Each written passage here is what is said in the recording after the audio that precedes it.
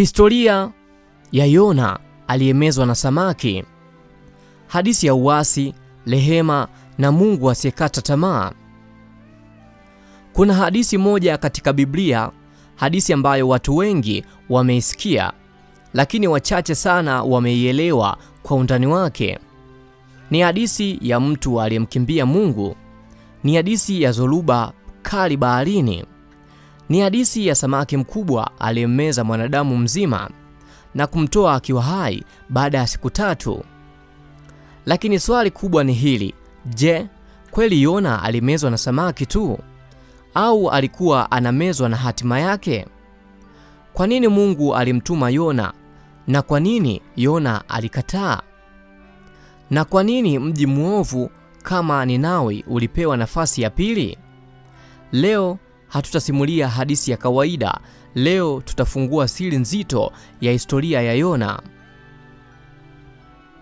Historia na mazingira ya wakati wa Yona. Yona alikuwa nani? Yona alikuwa nabii wa Mungu. Aliishi katika taifa la Israeli, kipindi ambacho Israeli ilikuwa taifa lililochaguliwa, lakini pia lilikuwa linahasi mara kwa mara. Manabii walitumwa kuonya watu, lakini safari ya Yona ilikuwa tofauti. Mungu hakumtuma kwa Waisraeli wenzake, alimpeleka kwa Ninawi. Ninawi ilikuwa ni nini? Mji mkuu wa Ashuru, taifa katili sana, adui mkubwa wa Israeli. Watu waliokuwa wakijulikana kwa mauaji, ukatili, kuabudu miungu ya kipagani. Kwa lugha ya leo, Ninawi haukuwa mji wa wokovu, ulikuwa mji wa wahalifu wakubwa. Na ndipo Mungu akasema, ondoka uende Ninawi, mji ule mkubwa, ukapige kelele juu yake, kwa maana uovu wao umepanda mbele zangu. Huu ulikuwa wito wa moja kwa moja. Hakukuwa na maelezo maelfu, hakukuwa na mjadala, lakini Yona hakusema ndiyo. Yona anamkimbia Mungu. Badala ya kwenda Ninawi, Yona aliamua kwenda Tashishi, mahali kinyume kabisa cha Ninawi. Hii ni hatua nzito sana. Yona hakuwa mjinga, alijua Mungu yupo kila mahali, lakini bado akaamua kukimbia. Kwa nini? Kwa sababu Yona alijua Mungu ni mwingi wa rehema na huenda akawasamehe Ninawi. Yona hakutaka adui wa taifa lake aokoke. Kwa hiyo akaingia melini, akaanza safari ya baharini akizani amemkimbia Mungu. Lakini hapa ndipo simulizi inaanza kuwa nzito. Dhoruba ya mbinguni. Wakiwa baharini, dhoruba kali ikatokea, upepo mkali, mawimbi makubwa, meli karibu ivunjike. Mabaharia wakaanza kuogopa, kila mmoja akaomba Mungu wake. Lakini Yona alikuwa amelala usingizi mzito. Hapa kuna somo. Wakati mwingine mtu anayemkimbia Mungu anaweza kulala usingizi, lakini dunia inayomzunguka ikateseka.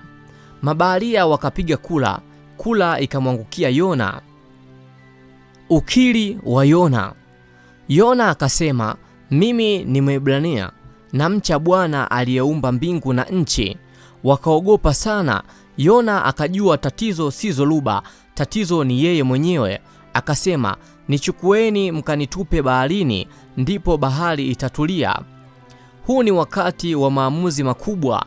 Baada ya kujaribu bure, bahari ikaendelea kuwa kali. Hatimaye wakamchukua Yona wakamtupa baharini. Samaki mkubwa. Biblia inasema Bwana akamwandalia samaki mkubwa akammeza Yona. Hapa watu wengi hupingana. Wengine wanasema haiwezekani, wengine wanasema ni hadithi. Lakini kumbuka, hii si hadithi ya samaki, ni hadithi ya Mungu. Yona akawa ndani ya tumbo la samaki. Giza, harufu, kimya, tumaini likaonekana kufa. Siku moja, siku ya pili, siku ya 3. Maombi ndani ya giza, ndani ya tumbo la samaki. Yona akaomba. Hakuomba nitoe hapa, bali akatubu, akamkiri Mungu, akakumbuka ahadi. Hapa ndipo ukweli mkubwa uko. Mungu humruhusu mtu afike chini kabisa ili ajifunze kumtazama juu kabisa. Baada ya siku 3, samaki akamtapika Yona nchi kavu. Yona hakuwa yule yule tena. Yona anaenda Ninawi. Safari ya Ninawi ikaanza. Yona akaingia mjini akasema, baada ya siku 40 Ninawi itaangamizwa. Hakuhubiri upendo, hakupamba maneno, alisema ukweli mtupu. Na cha kushangaza, toba ya Ninawi, watu wakaamini, kuanzia maskini hadi matajiri, wananchi hadi mfalme. Wakafunga, wakavaa magunia, wakatubu, na Mungu akaghairi adhabu. Lakini Yona, hasira ya nabii. Yona akakasirika, akasema, ndiyo maana sikutaka kuja, nilijua utawasamehe. Hapa tunaona nabii aliyesimama sawa kiroho, lakini moyo wake haukuwa sawa.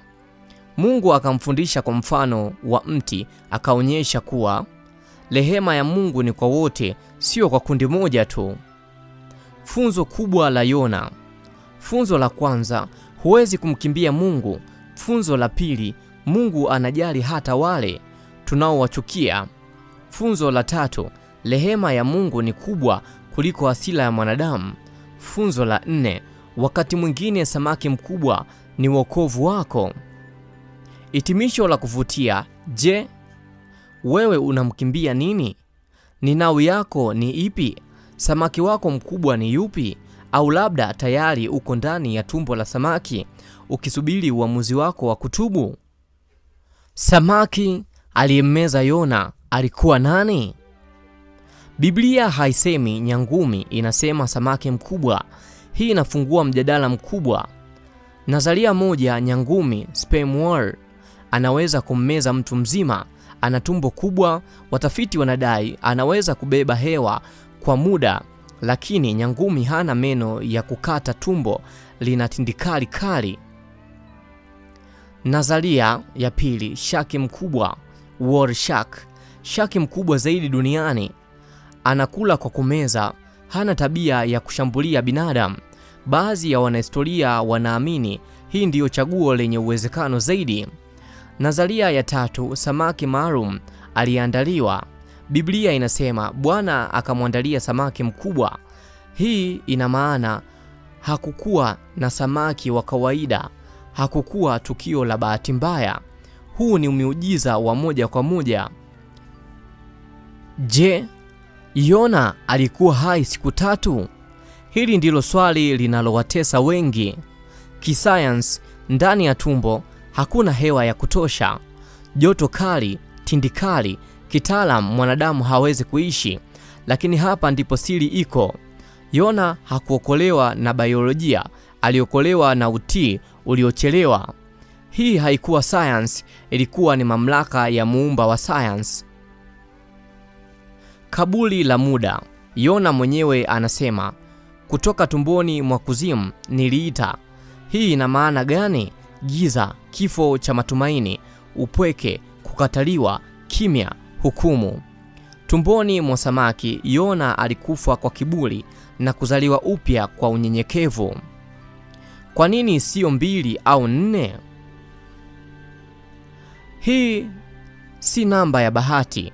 Siku 3, mpito, hukumu, ufufuo. Ndiyo maana Yesu alitaja Yona. Yesu alisema, kama Yona alivyokaa tumboni mwa samaki siku 3, Yona alikuwa ishara ya kinabii. Ninawi kihistoria. Ninawi ipo Iraki ya leo, mji mkubwa zaidi wa dunia wakati wake. Kuta nene, jeshi kali, sifa ya ukatili. Lakini cha ajabu, historia ya Ashur inaonyesha kipindi cha misiba, magonjwa, hofu ya miungu. Ndiyo maana waliposikia siku 40 Ninawi itaangamizwa, walichukua kwa uzito. Mfalme anayetoka kiti cha enzi. Mfalme wa Ninawi alivua vazi la kifalme, akakaa mavumbini, akatangaza toba ya taifa zima. Hii ni nadra sana kihistoria. Taifa lililokuwa linaogopwa likamwogopa Mungu. Kwa nini Yona alikasirika? Hili ndilo swali la mwisho. Yona hakukasirika kwa sababu alishindwa, lakini kwa sababu alifanikiwa. Alifanikiwa kuokoa wale aliowachukia. Hapa ndipo Mungu akamfundisha mfano wa mti ulioomea na kukauka. Mungu akasema kwa lugha ya leo, una huruma na mmea, lakini huna huruma na watu. Ujumbe kwa mtu wa leo. Simulizi ya Yona si ya zamani tu, ni wito kwa wale wanaokimbia wajibu, onyo kwa wanaochagua nani anastahili rehema, tumaini kwa walioko gizani. Samaki wako mkubwa huenda ni tatizo, huenda ni maumivu, huenda ni kushindwa, lakini unaweza kuwa ndiyo njia ya wokovu wako. Hitimisho la mwisho. Na sasa nikuulize, je, ungekuwa wewe ungeenda Ninawi au ungependa meli ya Tarshishi? Na kama tayari uko tumboni mwa samaki, utalia kwa kiburi au utaomba kwa unyenyekevu? Kwa sababu kumbuka, Mungu bado anazungumza hata ndani ya giza. Jina langu mimi naitwa Juice Danger. Unaweza kunifollow pia Instagram, natumia Juice Danger TZ. Like now, bye bye.